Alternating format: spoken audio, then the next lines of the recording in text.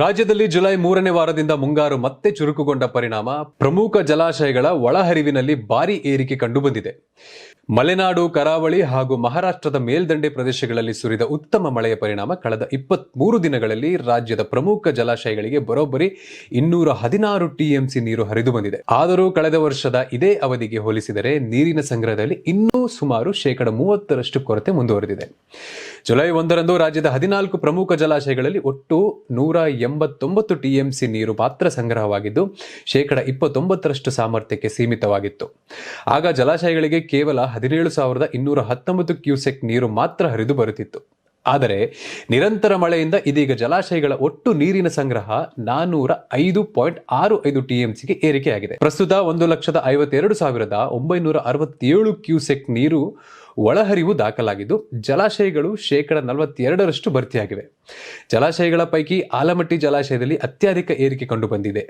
July ಆರಂಭದಲ್ಲಿ ಕೇವಲ 17% ನೀರಿದ್ದ ಜಲಾಶಯದಲ್ಲಿ ಈಗ 103.77 ಟಿಎಂಸಿ ನೀರು ಸಂಗ್ರಹವಾಗಿದ್ದು 84% ಭರ್ತಿಯಾಗಿದೆ. ಸದ್ಯ ಜಲಾಶಯಕ್ಕೆ 65,752 ಕ್ಯೂಸೆಕ್ ನೀರು ಹರಿದು ಬರುತ್ತಿದ್ದು ಸಂಪೂರ್ಣ ಭರ್ತಿಯಾಗಲು ಇನ್ನು ಅಲ್ಪ ಪ್ರಮಾಣದ ನೀರು ಮಾತ್ರ ಬಾಕಿ ಇದೆ. ಇನ್ನು ಕೊಡಗಿನ ಹಾರಂಗಿ ಜಲಾಶಯದಲ್ಲೂ ಉತ್ತಮ ಮಳೆ ಪರಿಣಾಮ ನೀರಿನ ಮಟ್ಟ ವೇಗವಾಗಿ ಏರಿಕೆಯಾಗಿದೆ. ಜುಲೈ 1ರಂದು 2.81 ಟಿಎಂಸಿ ನೀರಿದ್ದ ಜಲಾಶಯದಲ್ಲಿ ಈಗ 7.21 ಟಿಎಂಸಿ ನೀರು ಸಂಗ್ರಹವಾಗಿದ್ದು 85% ಭರ್ತಿಯಾಗಿದೆ.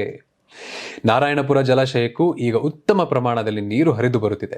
ತಿಂಗಳ ಆರಂಭದಲ್ಲಿ ಒಳಹರಿವು ಶೂನ್ಯವಾಗಿದ್ದರೆ ಇದೀಗ 33,405 ಕ್ಯೂಸೆಕ್ ನೀರು ಹರಿದು ಬರುತ್ತಿದ್ದು ಜಲಾಶಯದಲ್ಲಿ 24 ಟಿಎಂಸಿ ನೀರು ಸಂಗ್ರಹವಾಗಿದೆ.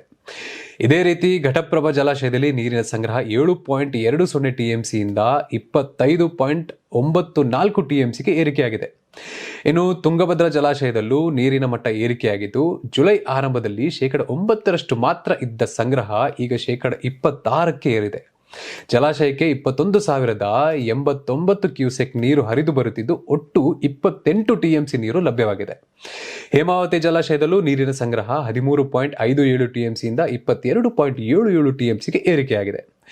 ಜಲಾಶಯ 61% ಭರ್ತಿಯಾಗಿದೆ. ಜುಲೈ ಸುರಿದ ಉತ್ತಮ ಮಳೆಯಿಂದ ರಾಜ್ಯದ ಪ್ರಮುಖ ಜಲಾಶಯಗಳಲ್ಲಿ ನೀರಿನ ಸಂಗ್ರಹ ಗಮನಾರ್ಹವಾಗಿ ಹೆಚ್ಚಾಗಿದೆ.